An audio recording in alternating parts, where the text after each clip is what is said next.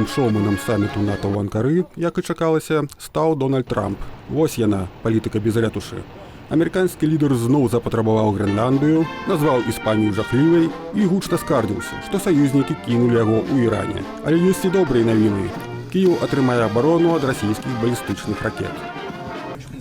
Ітак, адно з пытанняў, якое мы будзем абмяркоўваць, гэта тое, што мы дамо вам ліцэнзію на вытворчасць ракет «Пэтрыёт». Гэта даволі здорава, праўда? Тады вы не зможаце скардзіцца, што мы пастаўляем іх недастаткова. Я кажу, вырабляйце іх самі.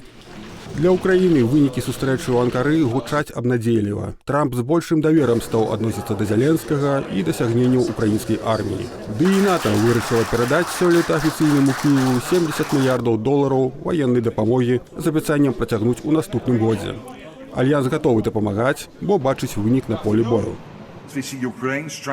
Мы бачым, што Украіна наносіць удары ў глыб Расіі па энергетычнай інфраструктуры, абаронных аб'ектах і лініі фронту. Раней у гэтым годзе Пуцін дабіваўся пэўных поспехаў, але зараз сітуацыя больш-менш перайшла ў стан тупіку, таму ў яго справы ідуць дрэнна. Зараз існуе цвёрдая прыхільнасць 32 саюзнікаў па НАТО працягнуць падтрымку Украіны, і я лічу гэта абсалютна важным і значным.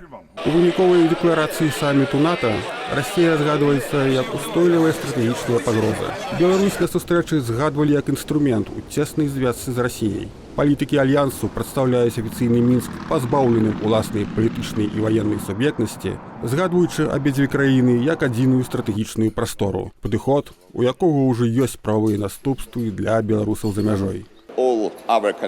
Усе астатнія краіны Еўропы сутыкаюцца з пагрозамі, якія ідуць ад Расіі і Беларусі. Мая краіна мае вельмі працяглую мяжу з Беларуссю, якая з'яўляецца блізкім саюзнікам і фактычна проксі Расійскай Федэрацыі. А таксама мы маем 120-кіламетровую мяжу з Калінінградскай вобласцю. Таму гэтыя раёны з'яўляюцца высока мілітарызаванымі і ўяўляюць пагрозу для суседзяў.